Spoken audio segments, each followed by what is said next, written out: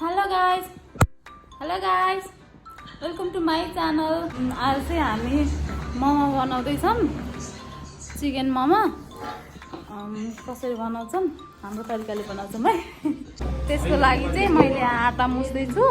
यति सरी आटा होइन, मैदा मुस्दैछु। यति मैदाको चाहिँ हामीले आज मोमो बनाउँछौँ, चिकन मोमो। यहाँ चाहिँ वरिष्ठ मान्छेहरूले प्याज काट्दै हुनुहुन्छ, धनियाँ, बन्दा, खुर्सानी काट्दै हुनुहुन्छ। मोमोको लागि पिठो चाहिँ रेडी भयो भनेर मम्मीले भन्नुभयो, मलाई त आउन। अब यसलाई चाहिँ हामी प्लास्टिकमा हालेर मिक्सिङको लागि यत्तिकै राख्छौँ। हामी प्लास्टिकमा बाँधेर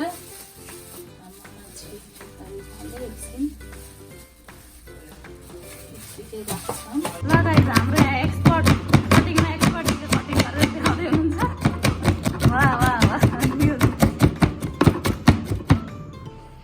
अब चाहिँ हामी किमामा हाल्नको लागि मसला बनाउँछौँ। त्यसमा चाहिँ मैले यहाँ लसुन, खुर्सानी, अदुवा, अनि सौँफ, जिरा, मरिच, अलिकति मरिच त्यो हालेर मिक्स गर्छु।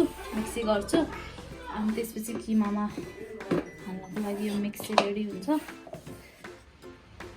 यता चाहिँ हाम्रो किमा रेडी हुँदैछ। यहाँ चाहिँ हामीले अलिकति बन्दा, अनि त्यसपछि प्याज, धनियाँ, अनि यो चाहिँ मासुलाई चाहिँ सानो सानो पिस एकदमै किमा गरेर मिक्स गर्दैछौँ। सबैलाई सानो सानो मसिनो गरेर यसमा चाहिँ हामीले लोकल घिउ हालेर मोल्दैछौँ।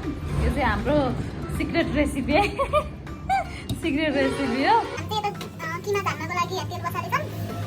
त्यसमा चाहिँ हामी अब के हाल्छौँ, जिरा हाल्छौँ, किन हाल्दियो तेजपत्ता पनि हाल्छौँ। त्यसपछि थोडा सा बेसार डाल्नु होला, त्यसरी भन्नु नि भने अनि त्यसपछि त्यसमा के हाल्छौँ, त्यसमा अघिल्लो किनेको मसला हाल्छौँ।